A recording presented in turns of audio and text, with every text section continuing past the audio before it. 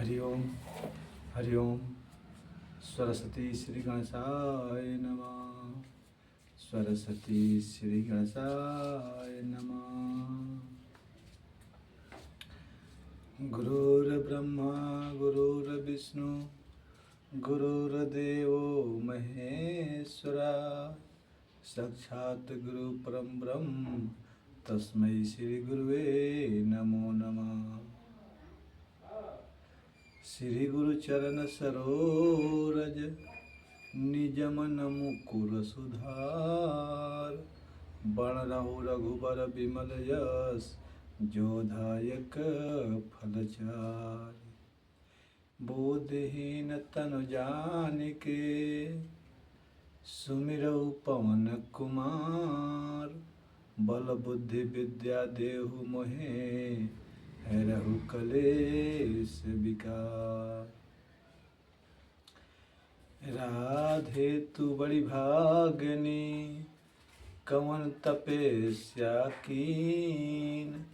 तीन लोक तारन तरन सो तुमरे अधीन।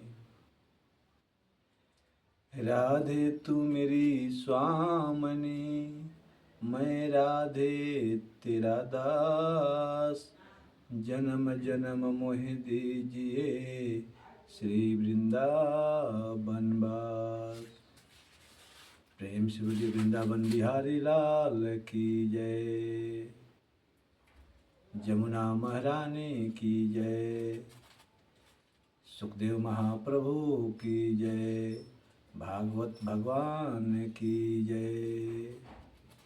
आइए प्रसंग वहीं से है कि जब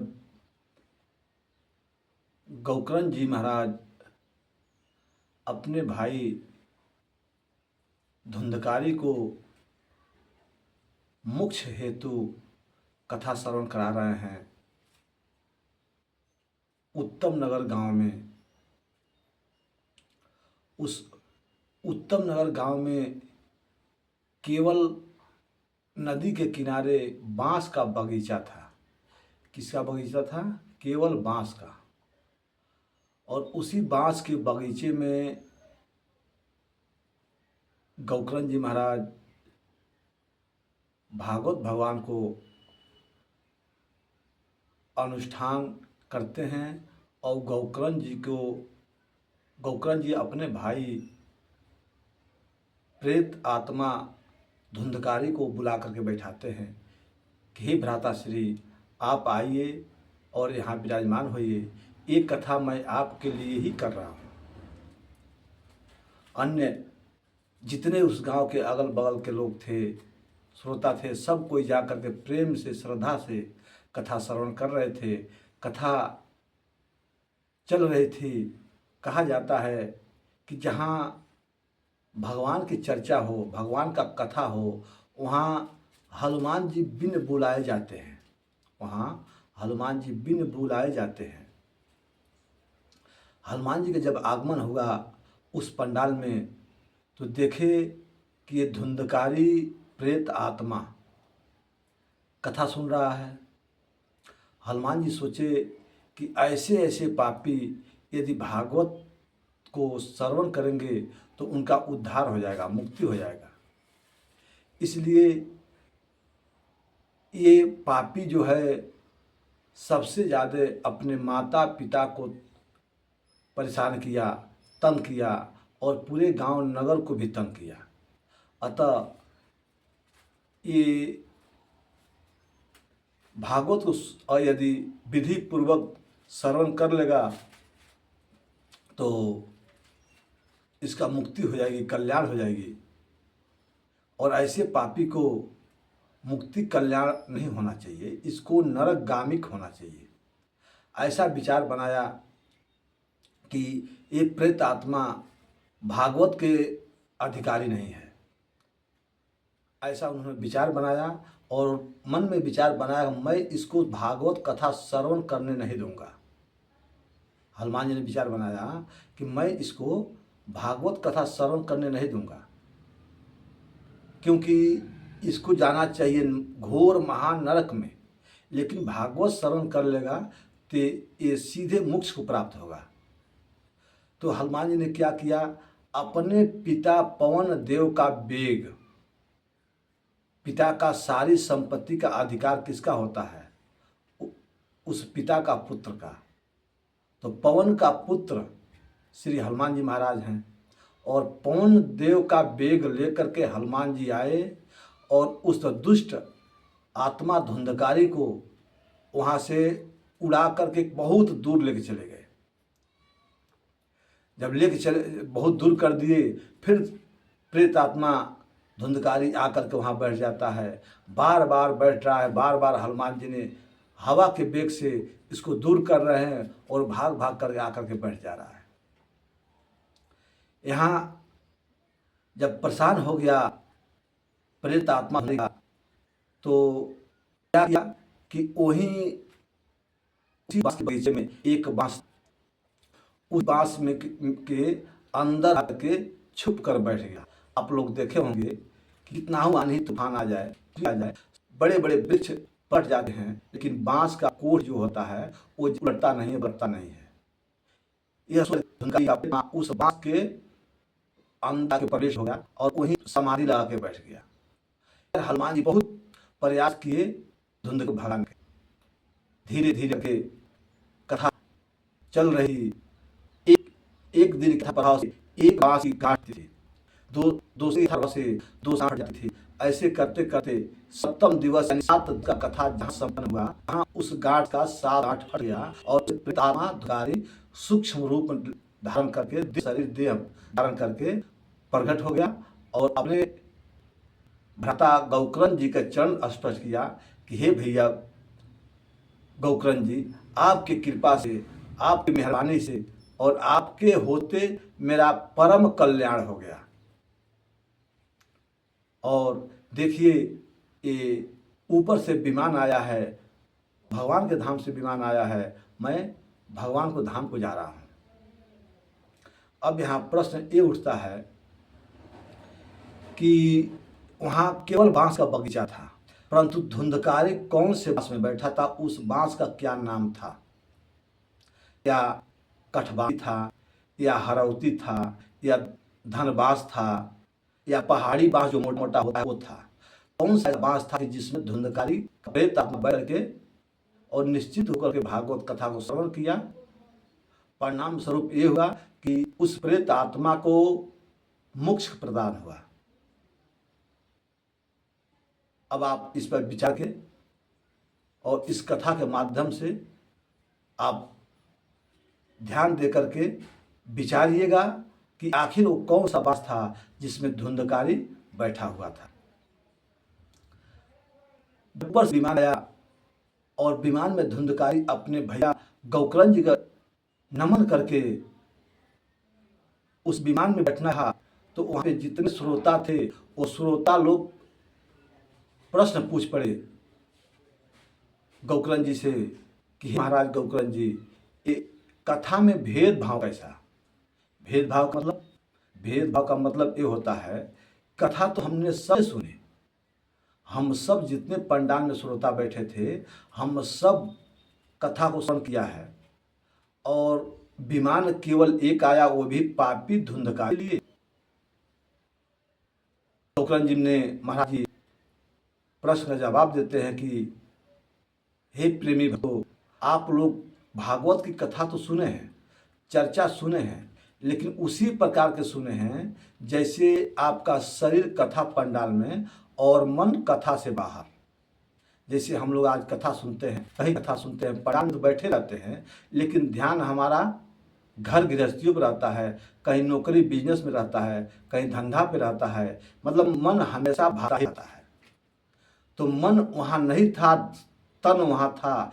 इस वजह से कथा में भेदभाव हो गया और केवल धुंधकारी के लिए आया, क्योंकि धुंधकारी एकदम भगवत प्रेम भाव से उस बांस का भीतर बैठ करके श्रवण किया था, इसलिए इसके लिए विमान आया। और आप लोग तो पंडाल थे, लेकिन आपका मन पंडाल में नहीं था, इसलिए आप लोगों को ये विमान नहीं आया और आप लोग इस सुविधा से वंचित हो गए। गौकर्ण जी कहते हैं, परंतु आप लोग घबराए मत, चिंता मत किए, फिर मैं अगले बार कथा का अनुष्ठान करूंगा और अगले बार आप लोग किया।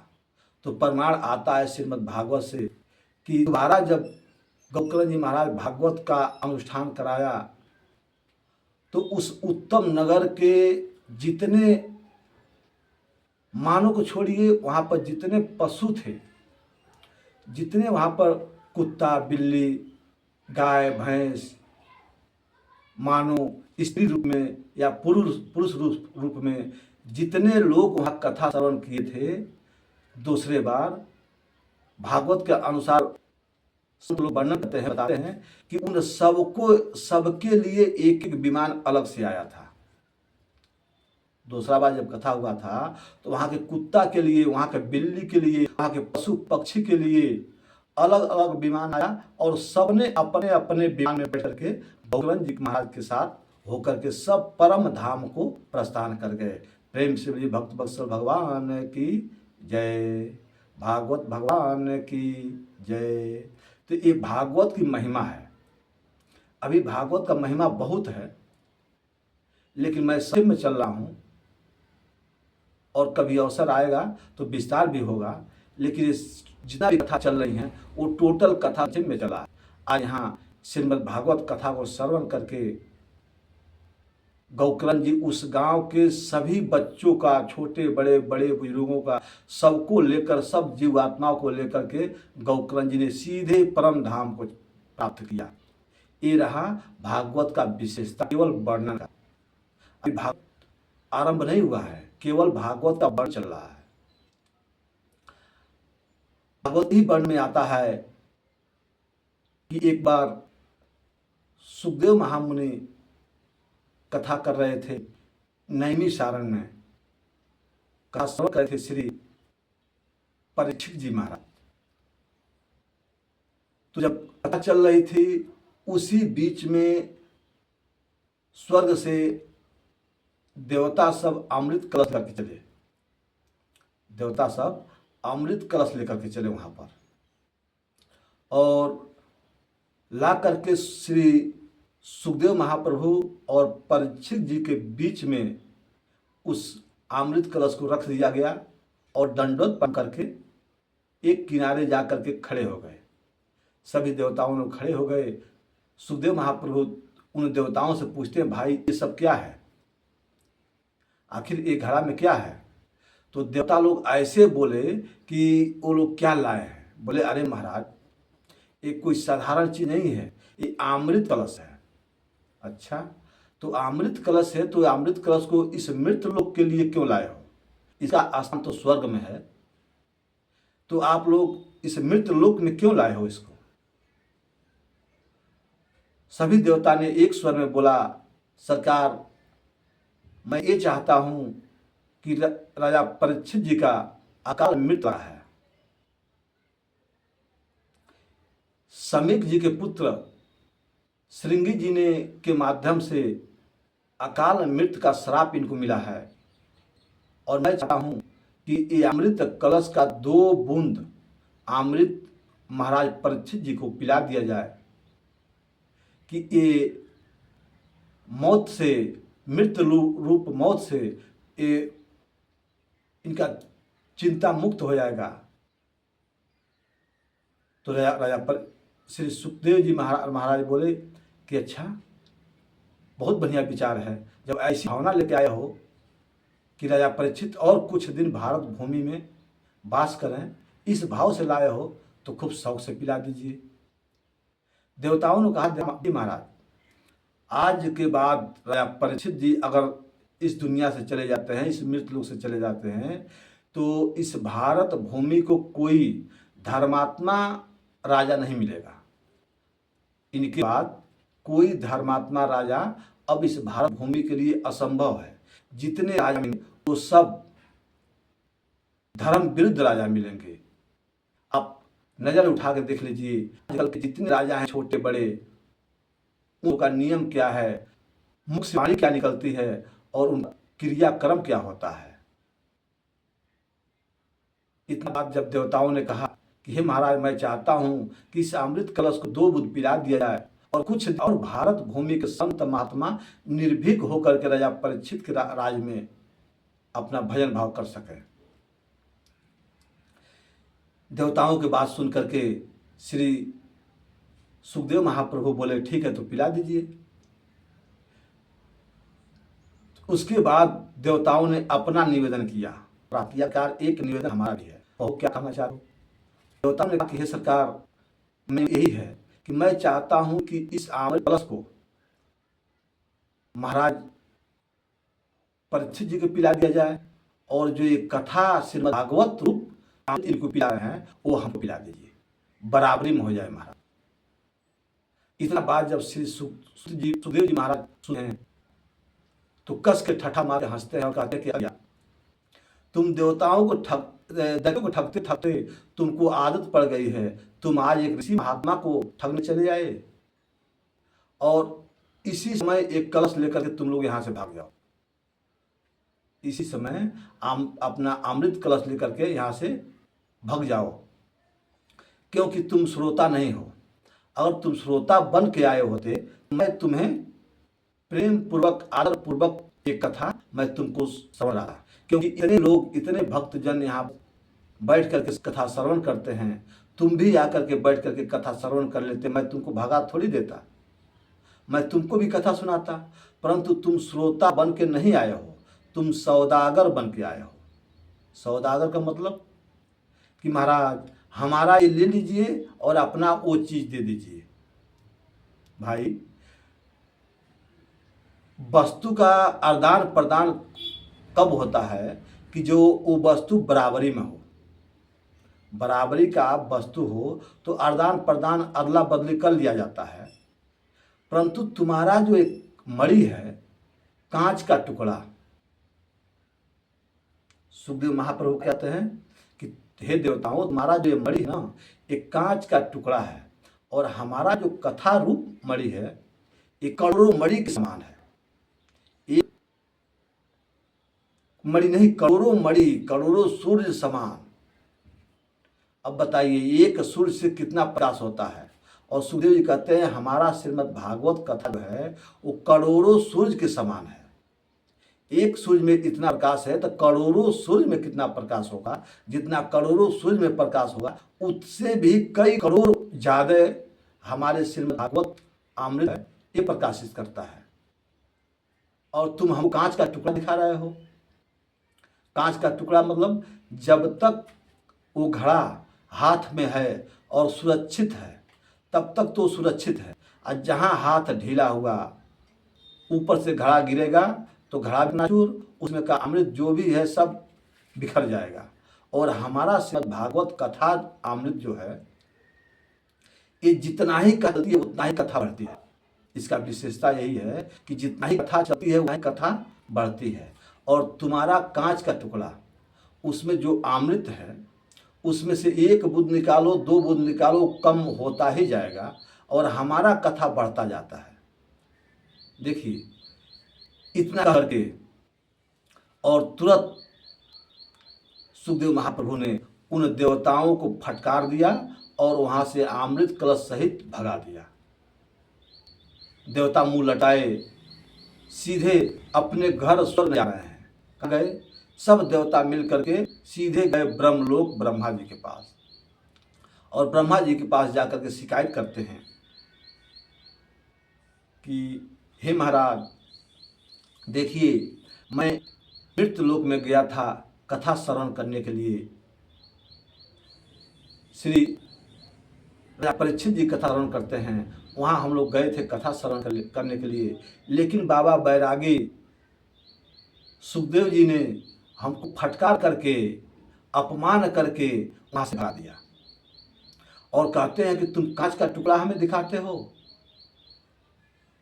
हमारा मणि करोड़ों सूर्य के समान है, तुम्हारा कांच का टुकड़ा है, और कांच का टुकड़ा का तुलना तुम करोड़ों मणि सूर्य के समान प्रकाशित देने वाला मणि से कथा रूप भागवत से तुलना करते हो, जल्दी भागो यहाँ से।